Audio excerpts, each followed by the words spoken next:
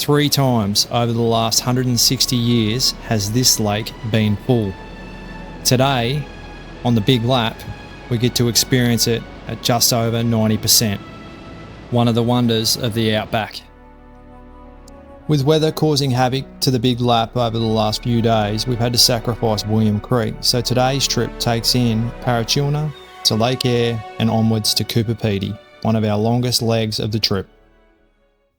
This is Kilo Charlie Bravo, a Sling TSi experimental aircraft I built with the help of Global Aviation products on the Gold Coast. Over the next 12 weeks, we'll fly more than 11,500 kilometres around Australia, 6 states, more than 30 destinations. My wife Carly, our daughter Evie and I will be exploring some of Australia's most remote locations from an entirely different perspective. I'm Cade, an officially instrument-rated low-hour private pilot, learning, exploring and sharing the journey along the way. This is the Big Lap. Come along for the ride. Can you just put a bit of pressure on this? On just what? to make sure we're still moving but not going flat out? This? Yeah. Is that okay? Yeah. Are you going to do run-ups moving? Yep.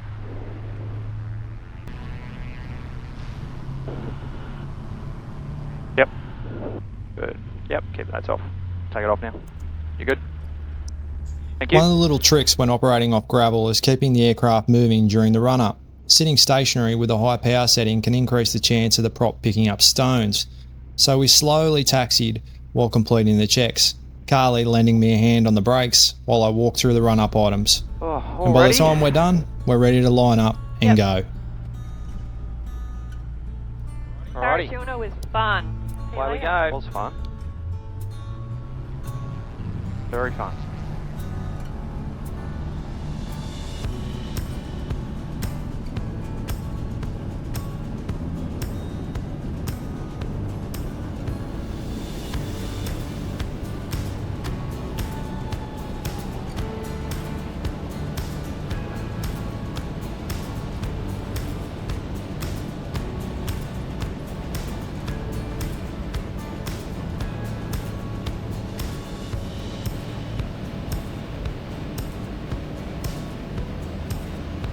Oh, good.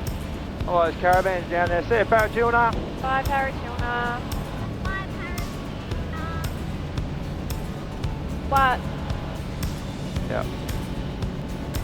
It is actually a decent walk. Looks like that coming in though. Yeah. It's nice though. It is nice. Yeah. I think it's a good way to, you know, like get in there and experience it. Yeah. Very cool.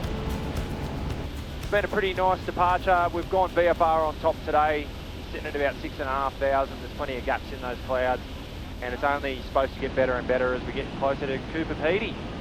So we'll, once we get closer to Lake Eyre, we'll turn the cameras back on and away we go. Here we are, just tracking directly over Lake Eyre South now, and yeah, it's absolutely chockers down here. It's awesome to see. We're now tracking into Lake Eyre North, which is looks to be where all the traffic is, and obviously the larger water body of the two.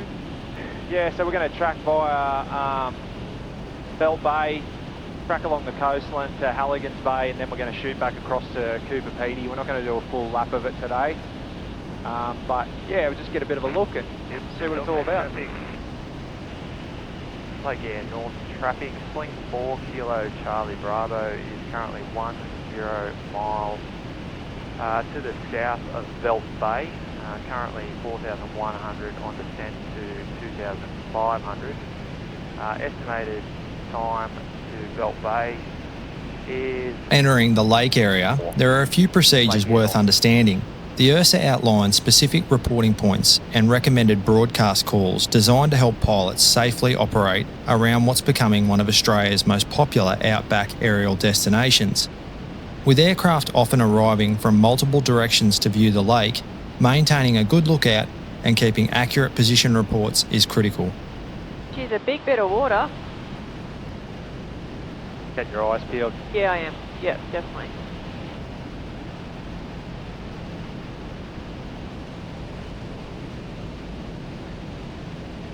Lake Eyre North traffic, Sling 4, Kilo Charlie Bravo is at Beltway 2500. We'll be tracking direct to Halligan's Bay, and from there we will be going direct to Coober Pedy, Lake Eyre North. Lake Eyre North traffic, Whiskey Romeo uniform, airburn, depart Southampton Island, maintaining 500, tracking Silkring Island, time there 3:08, Lake Eyre North. That's that guy, yeah? Yep. Wow. Huge. Like, this is in the middle of the desert. I know. Evie's asleep. Oh, Evie, are you asleep? Have a look, darling. Look at the big lake.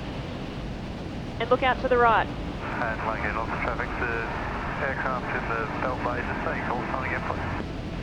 Kilo Charlie Bravo. Kilo Charlie Bravo, Whiskey Romeo uniform. Whiskey Romeo uniform, I've got you on ADSB there as well, mate. We'll maintain 2500. We're going to track direct to Halligan's Bay. Estimated time there is going to be 4:04, and then we'll track to Coober Pedy. Kilo Charlie Bravo, thanks. We're going to maintain 500, track to Silkring Island, then we'll depart for William Creek, shortly climbing 2500. I'll talk to you in a bit.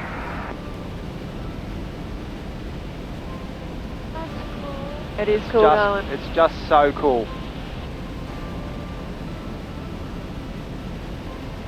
It is so cool. It kinda looks like a beach to me. Yeah. Yeah, Oh. it's a pretty good analogy, Evie.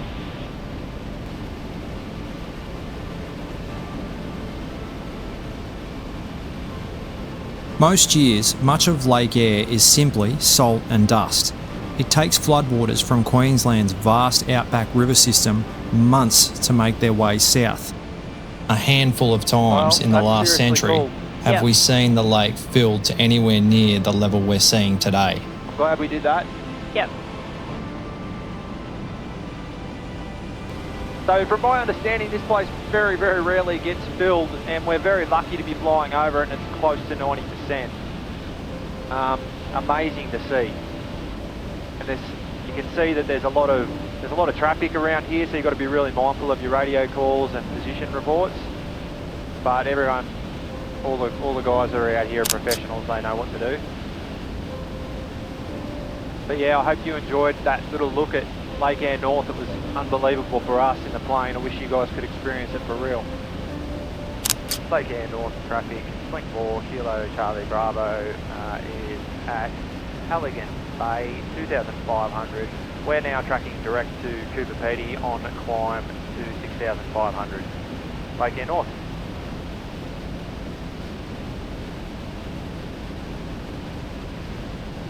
Well done. That's cool. Very cool.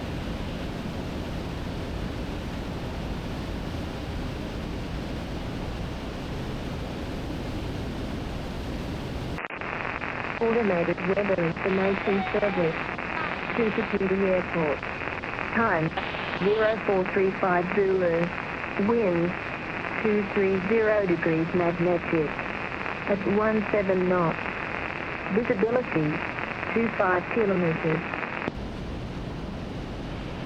Traffic Coober Pedy, Sling 4, Kilo Charlie Bravo is currently on a 12-mile final for runway 22, Coober Pedy.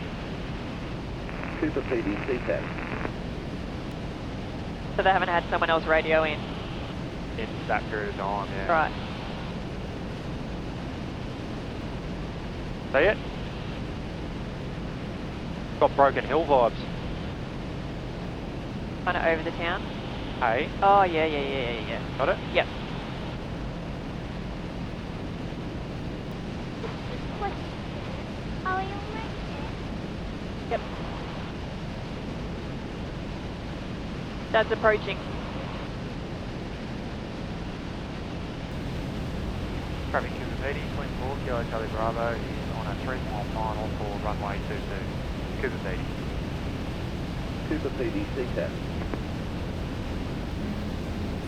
As Coober Pedy comes into view, it's hard not to do a double take. The landscape's unlike anywhere in Australia. Thousands upon thousands of holes scattered across the desert, each one a reminder of the opal miners who have spent more than a century chasing their fortunes beneath the surface. From the air, it feels a lot less like South Australia and more like Mars. It's rugged, harsh and completely unique, but at the same time, there's something deeply nostalgic about it. This is the Australia many of us grew up imagining: vast red earth, big skies, outback character, and the promise that just maybe there's something more valuable waiting to be discovered beneath your feet.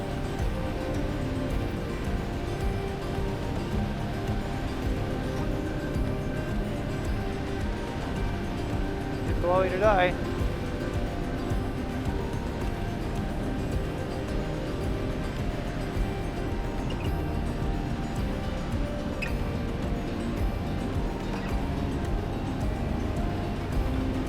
A lot of sink there. Yeah.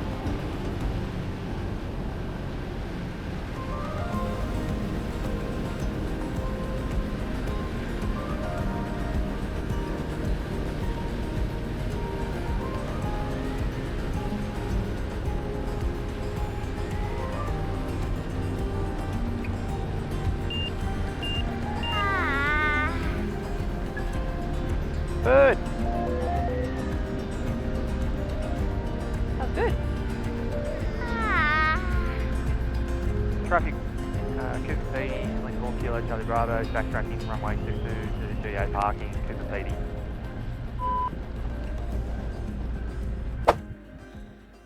Good afternoon and welcome to Coober Pedy Airport. We are in the middle of nowhere at the moment. The flight in was amazing to see the landscape. It's got a really rich opal mining history here, and to see that flying in was just unbelievable. There's two strips here. There's a dirt strip and there's also a bitumen. And then simple taxi over into the main terminal over here, and GA parking's just down to the down the end. So pretty simple to get into, pretty simple to tie down and get everything ready. He's pretty tame. He lets you get pretty close, whereas this guy... oh no, he's alive. Getting in and out of the airport, pretty similar to most airports around Australia. It's a fair hike from town, so managed to hire a car. The lady came out and met us at the airport as we arrived, which was awesome. And now we're driving into town, which is probably roughly about 3 or 4 Ks into town. We took the 3K drive into town and it was pretty late, so we wanted to grab some lunch and, more importantly, get caffeinated up.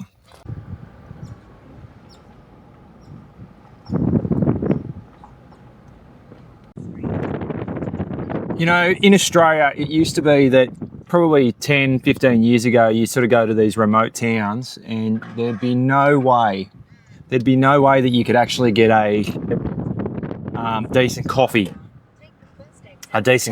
anywhere. And now you come into Coober Pedy and that coffee was actually pretty good, wasn't it?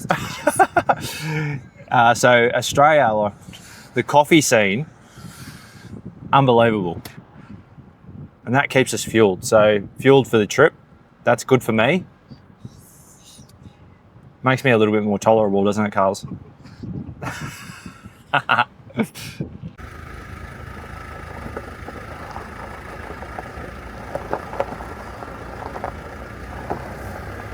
So here we are today at the Breakaways. So about 20 Ks out of Coober Pedy.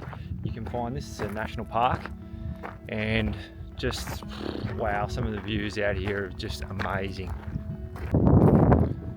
The thing that I've really noticed with the Breakaways is that when the sun hits the rock, and depending on where you look at it, it just changes colour and changes perception every time that you sort of move around the place. So it just gives you almost like a 360-degree look around the park. It's amazing. So what you're seeing there is the dog fence, and the structure of it stretches 5,700 kilometres, goes over 3 Australian states.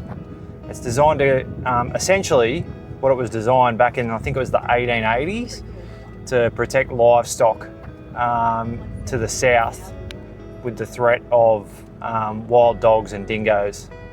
It's crazy to sit there and think that somebody way back then had the ability to be able to do a structure like this over such a vast distance. Again, just another, I don't know, what would you say? Another amazing thing that's in the Australian outback.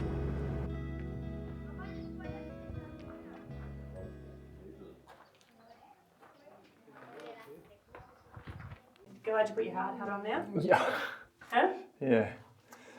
See, that's why you should always wear safety stuff. We're underground here at the Old Timers. What's it called? The Old Timers Mine. We're underground here at the Old Timers. What's it called? The Old Timers Mine. Can you come back?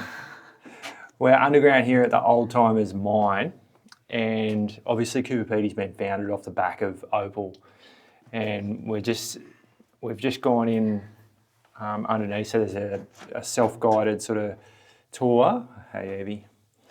There's a self-guided tour that you can go in underneath and check it all out. Actually, so this is really cool for me. I've got a mate that owns a opal mine in Lightning Ridge, and I've done a couple of stints with him at his mine at Lightning Ridge, and it's just so cool always to get in here and understand a little bit of Australian history. And I love opals, and in Lightning Ridge they talk about people who have got opal fever, and that means that people get lost to the bush basically and end up in these mines. And you can kind of see, well, when you do it, when you actually get down in one of these mines, 40 or 50 feet below ground, you can sort of see how you can get lost. This is awesome. The thing about this leg, I mean, every leg of this big lap has had a moment that sort of just stays with you. But flying over Lake Eyre at 90% full, I'm not going to lie, I just wasn't prepared for how that was going to make me feel. You're up there in this little plane looking down at this ancient dry lake that's just absolutely full of water, something that only happens a handful of times in the last century. And it's just you, the sky and all that blue stretching out as far as you can see. How good. And then Coober Pedy, mate. I heard about sleeping underground, but actually being in it, that's something else. The whole town just disappears into the rock to escape the heat. You walk in and it's quiet and cool, and it feels like the desert is just wrapped around you. We took a heap of photos down there, and I reckon they're some of the most unique shots of the whole trip so far.